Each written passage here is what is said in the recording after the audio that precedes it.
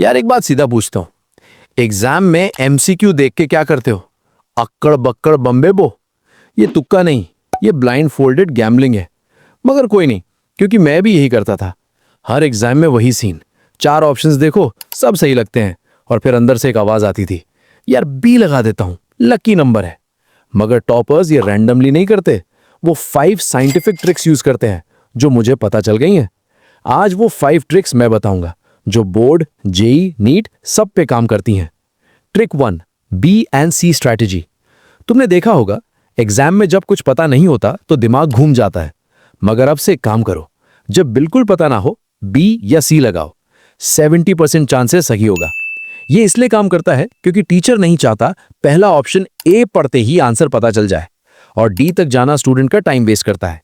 इसलिए teacher answer हमेशा बीच में बी या सी में छुपाता है। तो अगली बार कंफ्यूज्ड हो तो सीधा बी या सी लगा दो।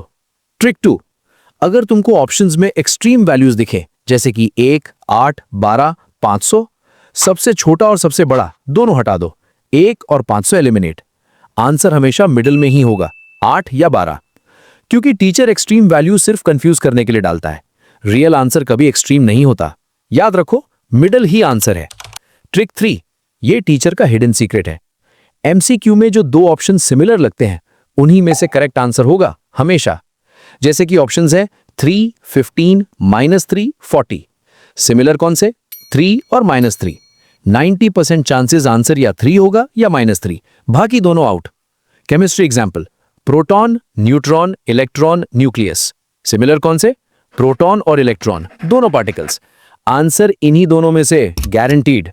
टीचर सिमिलर ऑप्शंस इसीलिए डालता है ताकि तुम कंफ्यूज हो। तो अब कंफ्यूज मत होना, सिमिलर ऑप्शंस ही आंसर का हिंट है। ट्रिक 4, एग्जाम में एमसीक्यू देखते ही आंसर याद नहीं आ रहा लेकिन लगता है पढ़ा हुआ है, तो ये करो। सोचो ये किस चैप्टर का क्वेश्चन है, फिर उस चैप्टर के किस टॉपिक का है। जब ये करते हो, मेमोरी ऑटोमेटिकली रिकॉल हो जाती है, न्यूरॉन्स कनेक्ट होते हैं और आंसर खुद आता है।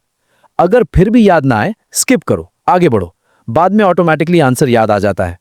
ब्रेन बैकग्राउंड में काम करता रहता है। Trick 5, assertion reasoning secret. Assertion reasoning questions के लिए ये ऑप्शंस होते हैं, तो 80% चांसेस हैं आंसर ए या बी में होगा। क्यों? टीचर्स गलत स्टेटमेंट्स लिखते ही नहीं, स्टूडेंट्स तुरंत पकड़ लेते हैं। सिर्फ कंफ्यूजन ये होता है क्या दोनों रिलेटेड हैं या नहीं। रूल, सी या डी तभी चूज करो जब 100% श्योर हो स्टेटमेंट गलत है, वरना ए या बी 80% सही रहोगे। तो यार ये ट्रिक एग्जाम में ट्राई करना और खुद देखो कितना फर्क पड़ता है। और अब कमेंट में बताओ कौन सी ट्रिक सबसे हेल्पफुल लगी। लाइक करो, सब्सक्राइब भी कर दो। मिलते हैं नेक्स्ट वीडियो में।